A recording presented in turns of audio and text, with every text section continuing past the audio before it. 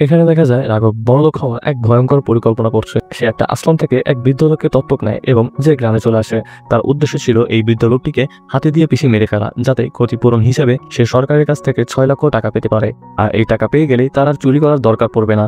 এদিকে দাদাজি যখন রাঘবের ভাঙাচুরা ঘর দেখে তখন সে প্রচন্ড রেগে যায় এবং বলেন, এ কেমন বাড়ি, এর যেহেতু আমার আশ্রমই ভালো ছিল, আমি এখানে একদমই থাকতে পারবো না। এটা শুনে কোনো মতে রাঘব তাকে বোঝায় এবং বলে, আগামীকাল আপনার যা যা প্রয়োজন আমি সবকিছুরই ব্যবস্থা করে দেবো, আপাতত আজকের দিনটা আপনি একটু ম্যানেজ করে নিন। এদিকে রোজগার দাদাজির প্রতি যত্নাব্দি দেখে গ্রামবাসীদের ভরসা হয়ে যায় যে রাঘব সত্যি দাদাজির ভালোভাবে দেখভাল করছে। আর এই সুযোগে রাঘব তার প্ল্যান শুরু করে। সে ঠিক করে দাদাজিকে পার্শ্ববর্তী জঙ্গলে নিয়ে যাবে যেখানে হাতির পাল থাকে এবং সেখানে হাতিরা তাকে পিষে দেবে। রাঘব আর তার বন্ধু দাদাজিকে বোঝার অজুহাতে জঙ্গলে নিয়ে যায় এবং তাকে সেখানে একা রেখে পানি আনতে যাওয়ার কথা বলে দুজনে দূরে সরে গিয়ে লুকিয়ে লুকিয়ে দাদাজিকে দেখতে লাগে। এমন সময় একটা হাতি ফলমূলের ঘ্রাণ পেয়ে দাদাজির দিকে ছুটে আসতে লাগে, কিন্তু হুট করে ফরেস্ট ডিপার্টমেন্টের লোকেরা এসে দাদাজিকে বাঁচিয়ে নেয় এবং ওদের সবাইকে বকাঝকা করতে লাগে, কারণ এই জঙ্গলে সাধারণ মানুষদের প্রবেশ নিষিদ্ধ ছিল।